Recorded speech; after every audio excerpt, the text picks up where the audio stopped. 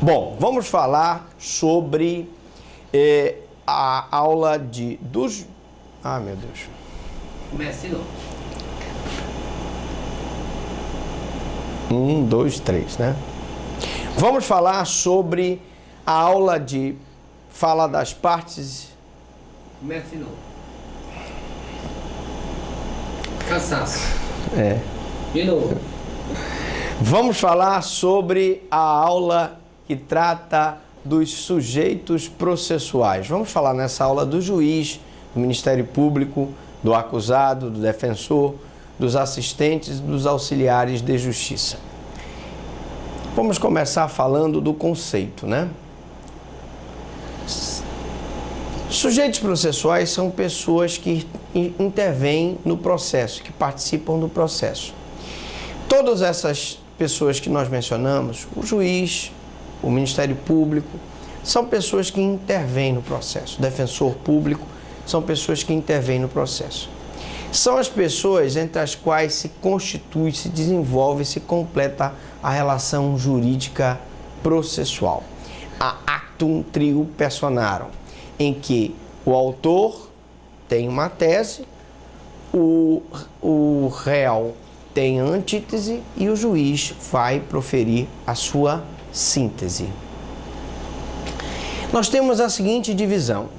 Dividem-se os sujeitos processuais em sujeitos principais, que são o juiz e as partes, o acusador, que pode ser o órgão do Ministério Público, ou se a ação penal for privada, nós teremos o querelante, e o acusado, que pode ser defendido por um advogado ou por um defensor público, que é a pessoa encarregada de fazer a defesa das pessoas pobres no sentido da lei. Os sujeitos processuais podem ser sujeitos secundários, são os peritos, aqueles que realizam a perícia, são os assistentes do Ministério Público, assistente de acusação que ajuda o Ministério Público a efetivar a acusação. E eu tenho também os principais, né? Falando dos principais, começamos pelo juiz, ou magistrado, ou julgador. O magistrado é quem dirige o processo, mantendo-se distante em relação das partes, autor e réu.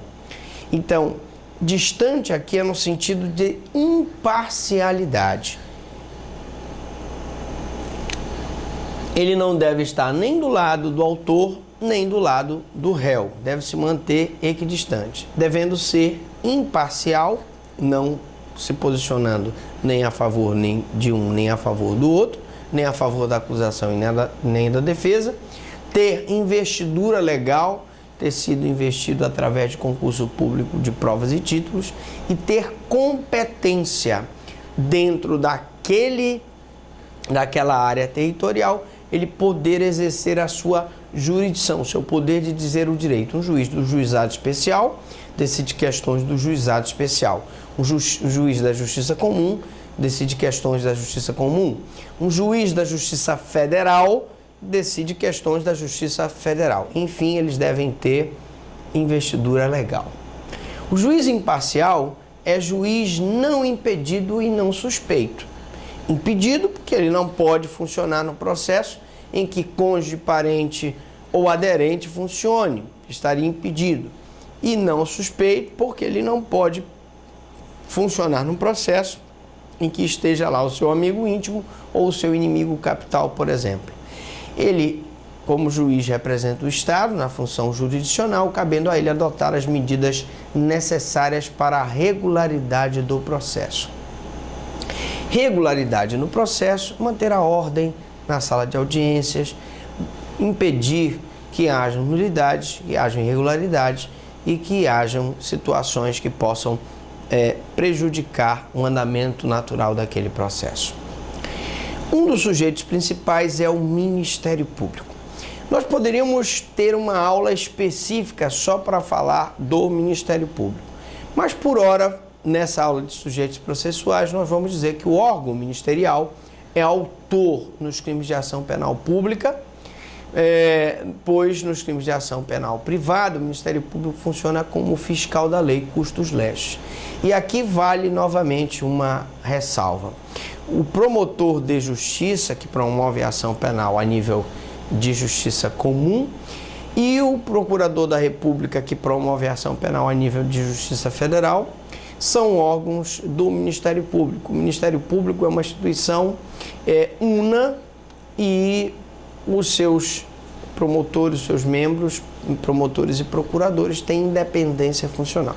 Quando nós dizemos que o Ministério Público promove a ação penal pública, é porque eu tenho a ação penal pública incondicionada, aquela que não depende de nenhuma condição de procedibilidade, e tenho a ação penal pública condicionada à representação do ofendido, quando eu preciso da autorização do ofendido para propor a ação penal,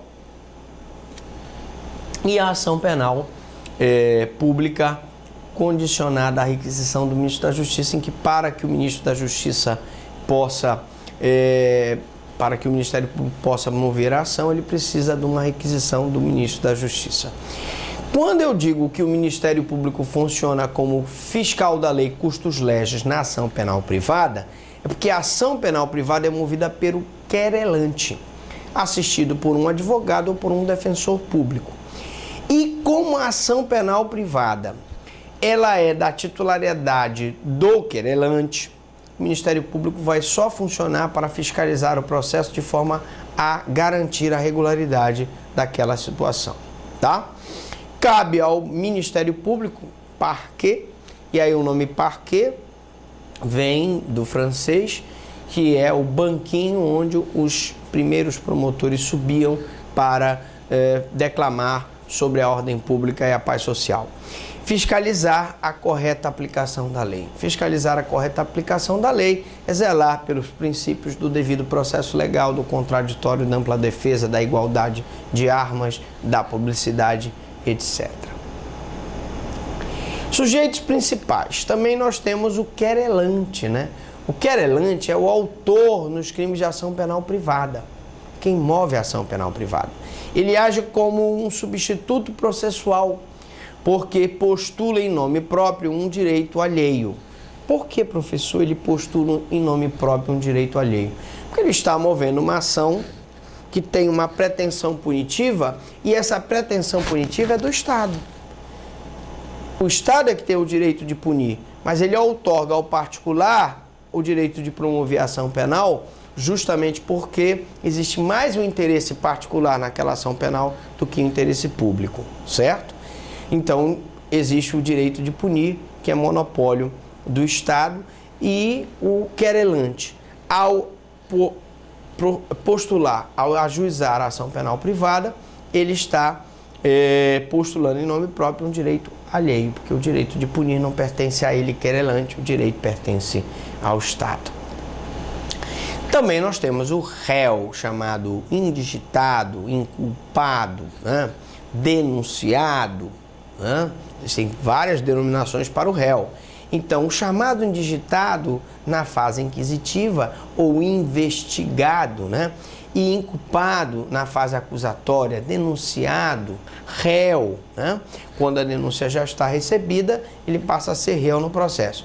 É aquele contra quem é deduzida uma pretensão punitiva. Ele praticou uma infração penal, ou seja, ele violou uma norma, um bem jurídico previsto no ordenamento jurídico e, portanto, sobre ele recai o direito do Estado de puni-lo, né? O ius persequendi na investigação e o ius puniendi, que é o direito de punir do Estado.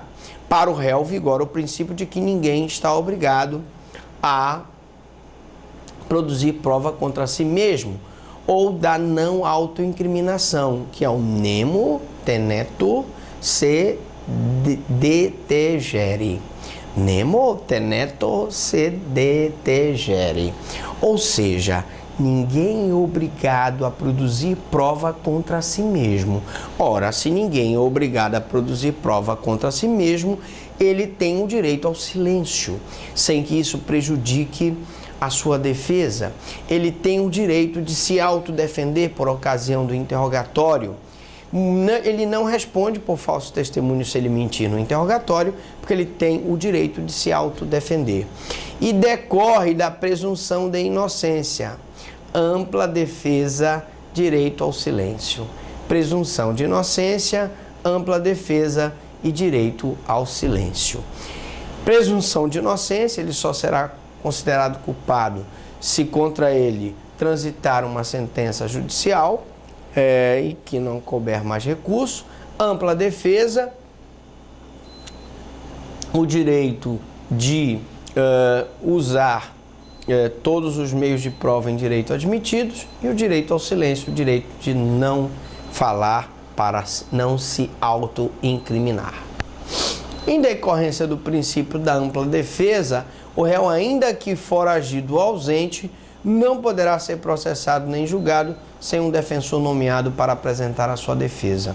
Ainda que ele fuja, ainda que esteja contra ele decretada uma prisão preventiva, ainda que ele esteja ausente, mesmo que seja decretada a sua revelia e suspenso o processo, naqueles atos processuais que serão praticados, deverá ter obrigatoriamente a presença de um defensor público. Sujeitos principais, ainda falando sobre sujeitos principais, nossa aula de sujeitos processuais. A defesa que tem direito o acusado deve ser técnica, ou seja, um advogado regularmente inscrito na OAB. Isto é, deve ser prestada por quem tiver capacidade postulatória. O advogado que tem a carteira da OAB tem a capacidade postulatória desde que ele não tenha sofrido uma sanção disciplinar, esteja em dia com a Ordem dos Advogados do Brasil. No caso, os advogados devidamente inscritos na Ordem dos Advogados do Brasil, a OAB. Aqui nós temos o assistente de acusação. O assistente de acusação, na fase processual, nos crimes de ação penal pública, ele vai auxiliar o Ministério Público na promoção da ação penal. O ofendido e seu representante legal, e na ausência deles, seus sucessores legais, podem funcionar como assistente de acusação, devendo isso, então, ser uma forma de se representar a vítima que lá faleceu. A vítima faleceu, mas está lá a sua esposa, que constitui um advogado que vai ajudar o Ministério Público a fazer aquela acusação.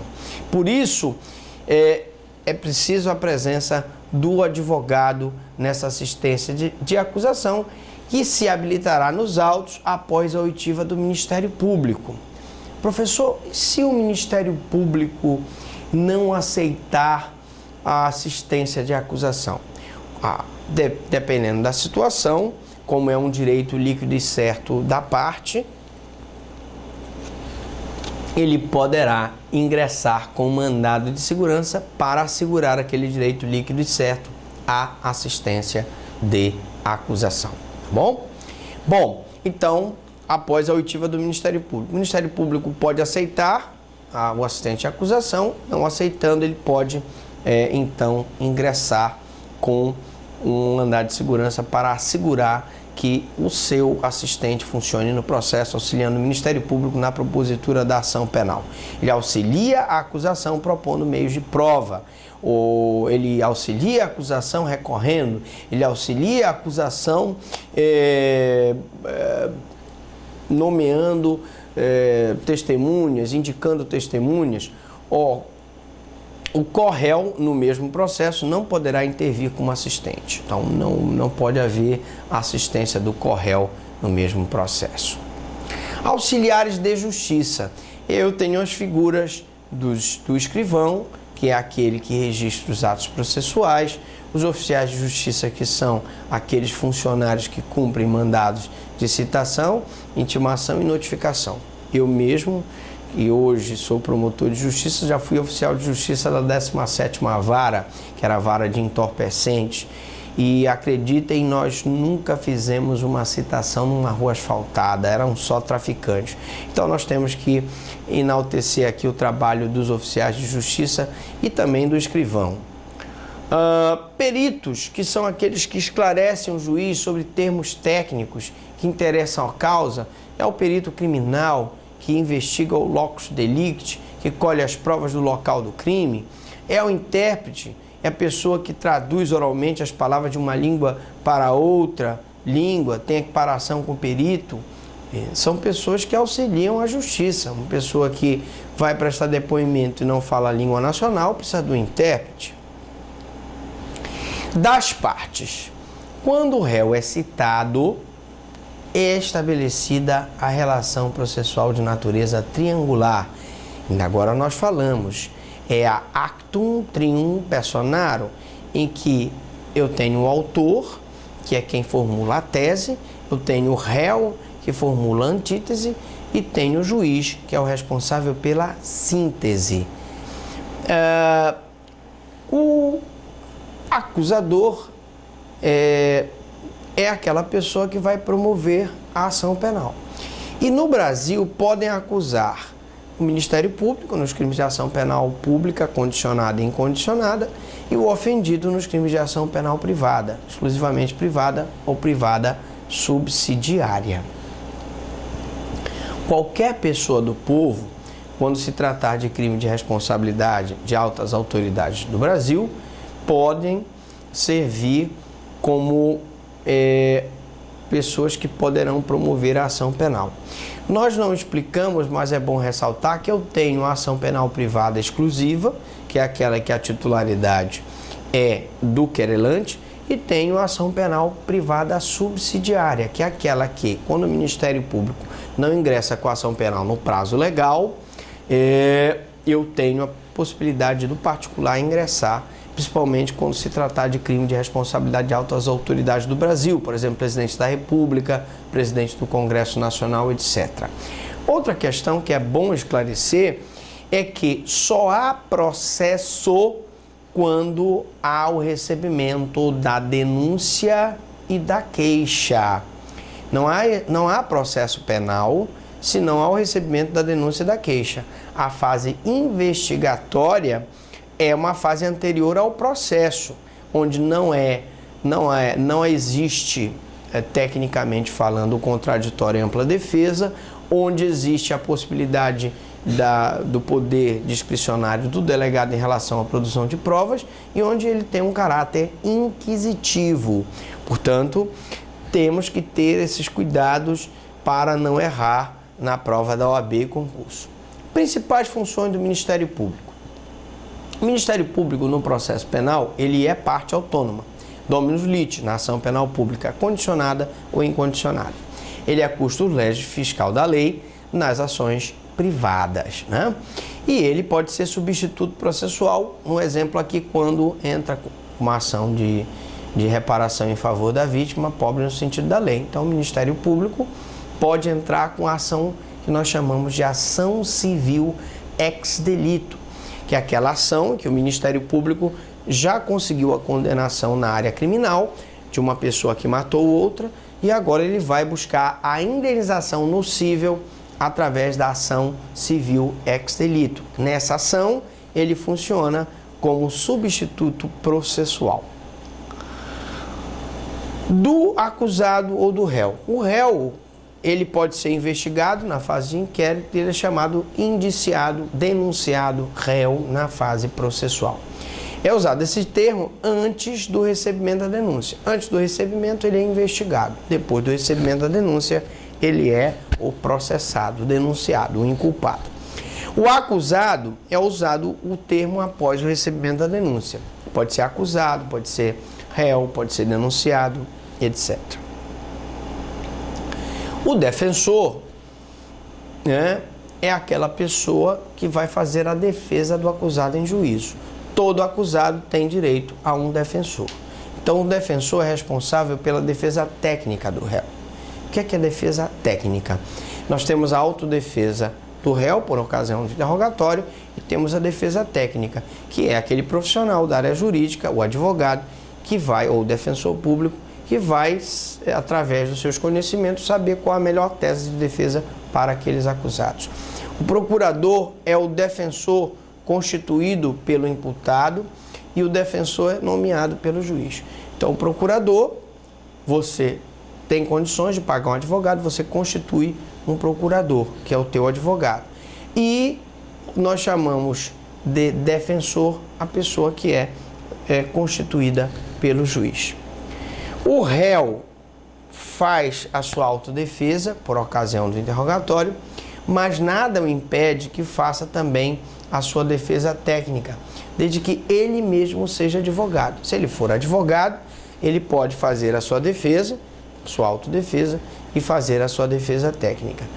O defensor pode ser constituído ou dativo e não pode abandonar o processo sob pena de multa. O defensor, e aí nós infelizmente temos várias histórias de defensores que recebem os seus honorários e que depois abandonam o cliente no meio do processo. Daí porque hoje a legislação prevê a aplicação de multa àqueles advogados que abandonam os seus clientes. Portanto, o defensor pode ser constituído ou dativo e não pode abandonar o processo sob pena de multa. A figura do curador relativamente ao menor foi revogada. Nós tínhamos antigamente a figura do curador, do maior de 18 e menor de 21. Hoje, como a maioridade penal é atingida aos 18 anos e a maioridade civil também é atingida aos 18 anos, não há mais necessidade de um curador. O acusado pode tranquilamente já ter as condições mínimas aos 18 anos de se articular para contratar e fazer a sua defesa. Se o defensor constituído em regra necessita de procuração nos autos, salvo ou quando o réu indicá-lo no interrogatório. Então, em regra, eu tenho a necessidade da procuração em relação ao advogado. Atenção, o defensor, por expressa disposição de lei, ele não precisa juntar a procuração, está isento da juntada de procuração, né? Procuração é obrigatória quando se trata do advogado. O defensor nomeado tem direito a honorários. Então, se o juiz nomear uma pessoa para a defesa daquele acusado, ele terá direito ao honorário, sim. Esse honorário será cobrado do Estado, por o Estado não dar a assistência jurídica àquela pessoa e o juiz foi obrigado a constituir um advogado para tal. Quem paga os honorários é o réu, mas em caso deste ser pobre no sentido da lei, quem paga é o erário público. Então, o defensor constituído pode, em regra, ser ajudado por essa cobrança do erário público. Ele vai pleitear, receber os recursos do Estado. A audiência poderá ser adiada se por justa causa o defensor não puder comparecer. E aí, evidentemente, nós já dissemos no início da aula que ninguém será processado e julgado sem um defensor presente no processo. Portanto, não há possibilidade dessa situação da pessoa ser processada sem um defensor. E se o defensor, por justa causa, não comparecer, a audiência será adiada. Do assistente do Ministério Público. O assistente é parte adjunta ao contingente do processo. Em regra, só a vítima pode ser assistente. Então, a vítima interessada em que aquela pessoa seja punida vai assistir o Ministério Público através de um advogado. Em caso da vítima falecer, pode ser o assistente. Atenção, podem ser assistentes o cônjuge, o ascendente, descendente ou irmão, todos eles devidamente acompanhados de um advogado ou de um defensor público. Nos crimes de responsabilidade de prefeitos, o poder público pode ser assistente do Ministério Público. Então, imagine, por exemplo, um prefeito que praticou crime de responsabilidade, quer porque contratou irregularmente, quer porque não prestou contas. Nós vamos ter, então, uma denúncia contra o prefeito. Essa denúncia é feita pelo procurador-geral perante o Tribunal de Justiça, porque o prefeito tem foro por prerrogativa de função. E aí o próprio poder público municipal será assistente de acusação do Ministério Público. A OAB não pode ser assistente de acusação do Ministério Público. Nós não podemos ter essa autarquia como assistente de acusação do Ministério Público. O fundamento da admissão do assistente é a obtenção da reparação do dano. O assistente não só vai trabalhar para que o processo penal tenha sucesso, como ele também vai trabalhar para que a vítima, receba eventualmente o dano, ou através de uma ação de indenização, ou através de uma ação que nós chamamos de ação civil ex delito. A habilitação do assistente, a vítima, para participar do processo, precisa tão somente habilitar-se.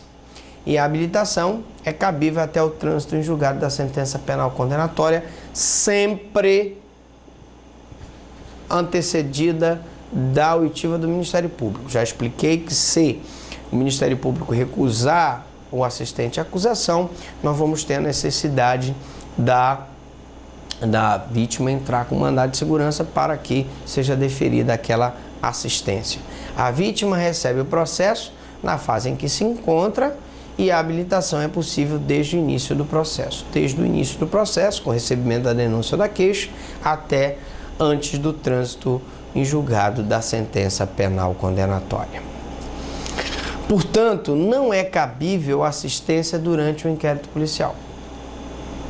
Porque não, em tese, muito embora o Ministério Público possa acompanhar o inquérito, não há ainda um processo. A assistência ela é cabível só quando já há o processo, quando já houve o recebimento da denúncia ou o recebimento da queixa.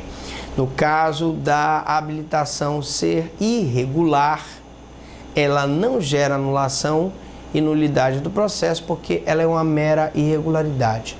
Ah, professor, quer dizer que se a vítima tivesse habilitado irregularmente no processo, a assistência, essa irregularidade da assistência pode causar nulidade? Não, porque é uma mera irregularidade. Do assistente do Ministério Público. Indeferimento do pedido de habilitação. Pode haver um indeferimento do pedido de habilitação, a vítima pode entrar com mandado de segurança se houver alguma ilegalidade, porque é um direito da vítima ser assistida através do assistente de acusação. Direito do habilitado. O habilitado tem o direito de ser intimado de todos os atos processuais. E aí, se ele não for intimado dos atos processuais, não tendo ciência dos atos, pode ser tranquilamente, o ato pode ser anulado pela falta de intimação da vítima quando era necessária a sua presença. Atividades que podem ser exercidas pelo habilitado. Vamos lá. O que o assistente pode fazer a nível de ajuda para o Ministério Público? Ele pode propor meios de prova. Eu disse que ele indica as testemunhas que presenciaram o fato para ajudar na acusação.